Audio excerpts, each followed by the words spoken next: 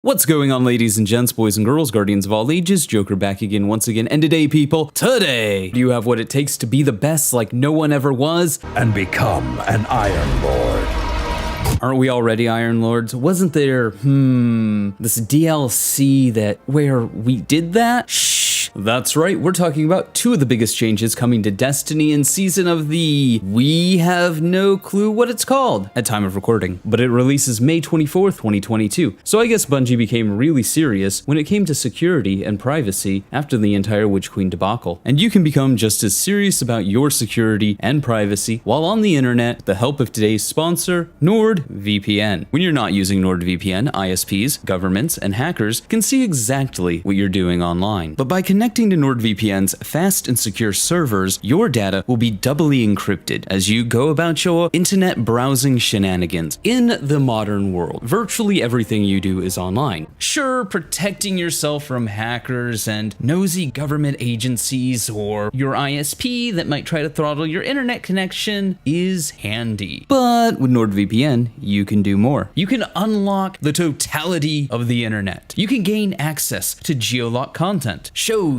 games not available in your region? Well, now they are. All at the super duper easy convenient press of a button. Say that 5 times fast. And on top of all of that, you already know that NordVPN offers super fast servers in over 60 countries, a strict no data logging policy, 24/7 customer support via live chat and email, double data encryption for increased anonymity. It works in China, which I don't think people quite understand how important that point is. And if for whatever reason you don't like NordVPN, they offer a risk-free 30-day money-back guarantee. But wait! There's even more! Gasp! Shock! Lightning crackle, lightning crackle, lightning crackle. There is a new feature. Deciding that just being a VPN wasn't enough, NordVPN is stepping up its game with its latest and greatest feature. See, VPN protection is great, but normally it's limited to when you're connected to the VPN. Well, NordVPN has sought to change that. Striven, one might even say. With this new system, now NordVPN will protect you from malicious websites, malware, trackers, and those annoying intrusive ads, even when you're not connected to a VPN server. But Joker, VPNs are expensive! Haha, not today, oh contrarian commenter of contrarian comments. Go down to the comments section, look for the pinned comment, or the link in the description, either or is fine with me, and head on over to nordvpn.com/butjoker to get a 2-year plan with a huge discount plus 1 additional month for free. And with that, I would like to thank NordVPN for their continued sponsorship of the channel. Now let's get down to business to become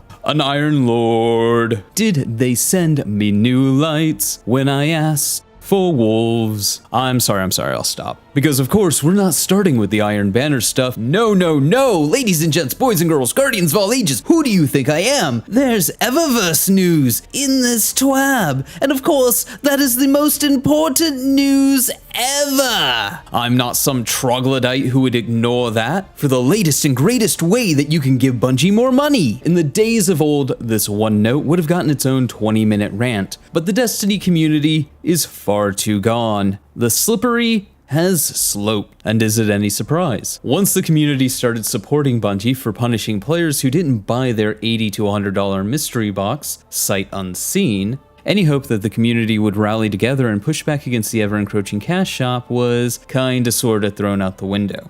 But hey, fucking details. So in their latest and greatest encroachment, what have they done? What scheme have they concocted this time? We want to keep players in the loop when there are any changes to Eververse, big and small. In Season 17, Bright Dust acquisition from bounties and challenges will be the same as it was in Season 16, but we are adding a voluntary option for rank purchases. Well, I sure as shit hope it would be voluntary. Much like in Season 16, rank purchases will be available starting in Week 3. In addition, we will be offering new rank packages that include 10 season ranks that you can purchase only once a season. Available in Eververse's Season tab on the first day of Season 17. There will be an option to buy the Season Pass plus 10 ranks for 20,000 silver, or a standalone option of 10 season ranks for 1,000 silver if you already own the Season Pass. Whichever option you go with, the 10 ranks can only be purchased once per account each season. So let me make sure I get this right. Let me make sure I understand what's going on here.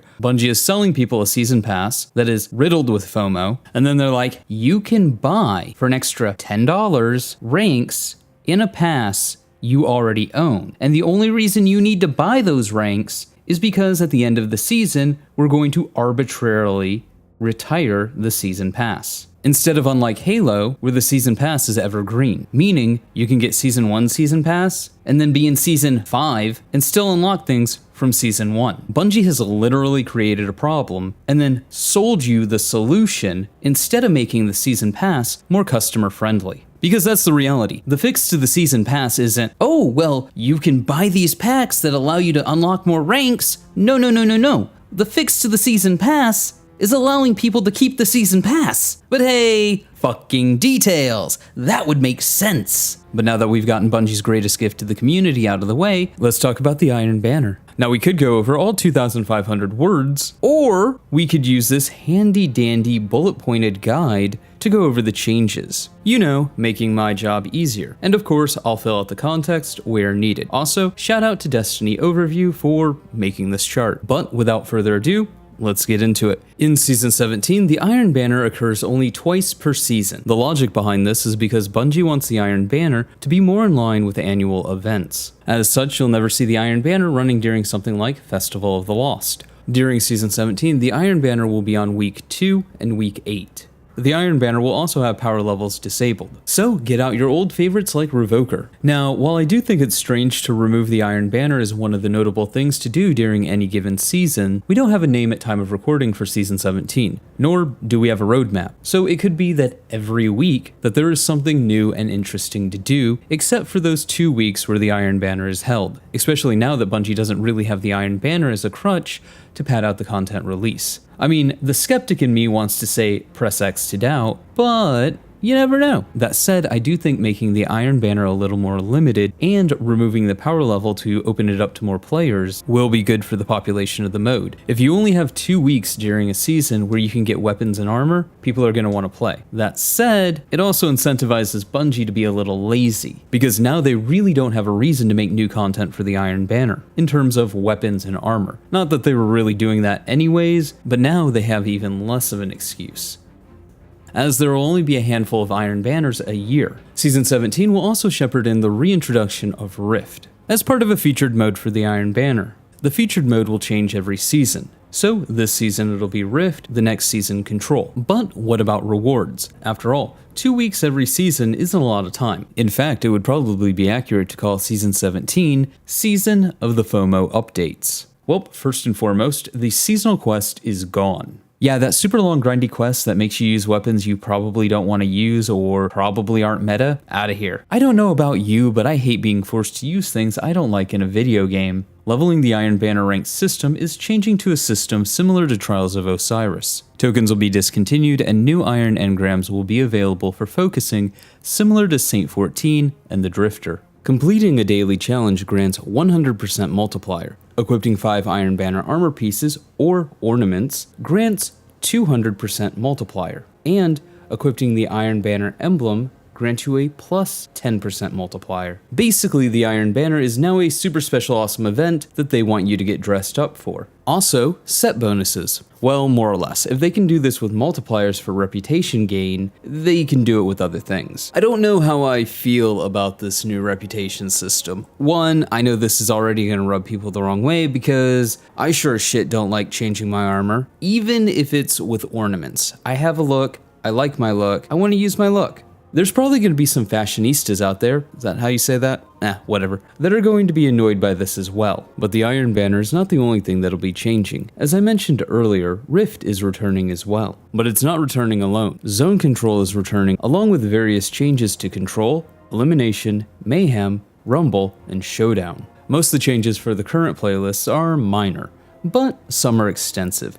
We'll start with Rift. The spark appears in the center of a map a few seconds after the match starts, or a point is scored, and can be picked up by interacting with it for a couple of seconds. The spark itself is a buff that allows for full weapon and ability usage aside from super. Yeah, that's pretty smart. Now, I don't remember, and you're probably going to hear me say that a couple of times because I honestly don't remember the Destiny 1 Rift rules, and I really don't care enough to look them up. So we'll say for the sake of argument that you probably could use your super in Destiny 1, but it really didn't matter because most supers were one and done. But in Destiny 2, I mean, just imagine a Dawnblade picking up the Rift and just flying across the map, or as Elden Ring players say, zip. So yeah, probably a good idea not to allow that. For the first 5 seconds after picking up the spark, or for the first few seconds after taking damage, both teams receive a waypoint for the spark holder.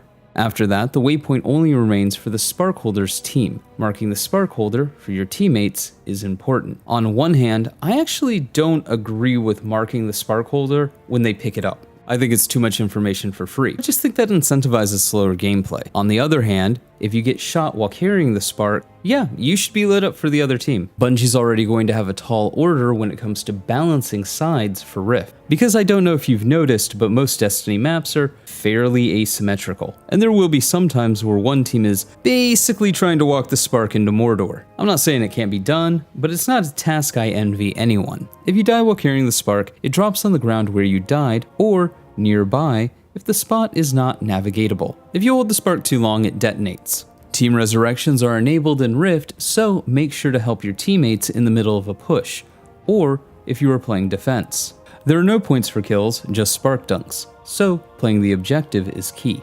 When the Rift is in Iron Banner, the hunt is on when your team has the spark. There are several ways to extend matches past the time limit. Continuation at the end of regulation time if the current spark holder could change the outcome of the match. Either the game is tied, or if the current spark holder is down 1 point. The match continues until the current spark holder drops a spark or scores. Sudden death, multi-spark. If there is a tie after the time is up, the game enters a 90-second overtime, where 3 sparks spawn in midfield. Who will be the first to score? Chaos reigns. After the timer is up, sparks stop dropping on death, and any sparks on the ground are removed. As soon as the last spark is eliminated without a score, the match ends in a tie. So clearly, the overtime stuff is new. I think it's actually an interesting way to deal with stalemates. I don't remember if you revived your teammates or not in the original Rift, but I think that's a smart play as well. Destiny is a pretty fast-paced game, so it'd be nothing to have a player respawn and move across the map and try to help stop a capture. However, if you have to be revived, well, now you've put extra pressure on your team to revive you, which would then in turn leave 2 people out of trying to either capture a Rift or score a Rift. I think given the game type, it's a really clever idea. With all that said, Rift is going to have a problem, and that problem is called Void Titan. I mean, just think about it, chaining bubbles back to back to back to back to back, which Titans can do, all while throwing up barricades that give you overshields, and if you're wearing the crest of Alpha Lupi, more orbs. Yeah, Void Titan is going to be obnoxious. It'll be the type of obnoxious that gets things nerfed. And hot take, I don't think it'll be Void Titan's fault. Yes, I know I just outlined how OP Void Titans will be in the mode, but that's because of how the mode plays. Then again, we don't know. Solar 3.0 or Arc 3.0 could come out and blow our minds, with hard counters to these sort of shenanigans. I mean, after all, one of the surest ways to punish bubble spamming is Thunder Crash. And speaking of Titans ruling Season 17 as far as PvP goes, Bungie has brought back Zone Control. For those of you who may not be familiar with Zone Control is a 6v6 mode like Control, only you don't score points for killing Guardians, just by scoring objectives. And yeah, I'm once again seeing the hordes of bubble titans roving around from point A to point B to point C. Just drop a bubble on a hill. Just drop a bubble on a hill and punch anybody who has the audacity to come in. God, it's gonna be stupid. But you know what? Moving forward, in addition to the air quote new playlist, Bungie will be making various changes to existing Crucible modes. Control. Team gains 1 point per participant when capturing a zone, rather than 1 flat point. Second verse, same as what is this? Roving bands of titans with overshields and bubbles, going from cap point to cap point to cap point, only scoring because they're grouped up. Watch, it's going to happen. It's a Titan's world and everybody else is just living in it. Elimination will also see an update, time limit lowered to 90 seconds to match Trials of Osiris, along with Mayhem, points for super kills increased to 3, previously 2, increase the score target to 200, previously 150, decrease the time limit to 7 minutes, previously 8. Rumble, increase the time limit to 10 minutes, was 8. And finally, Showdown, increase round score target 15, was 10. All in all, some pretty solid changes to PvP. As a Titan player, I foresee Titans being a real problem if together on a coordinated team. I'm largely interested in the changes for Iron Banner. I don't know if I like them, but it is what it is. Will they make me play Iron Banner more? Probably not. However, I'm pretty sure that people who are invested in Iron Banner will enjoy these changes. Season 17 is bringing a lot of fundamental changes to the Destiny sandbox. So if nothing else, Season 17 should at least be interesting. But hey, those are just my thoughts. Let me know yours in the comments below. Remember to like, but only if you did, subscribe for more. Feel free to donate to my Patreon if you're feeling particularly generous. But above all else, stay frosty.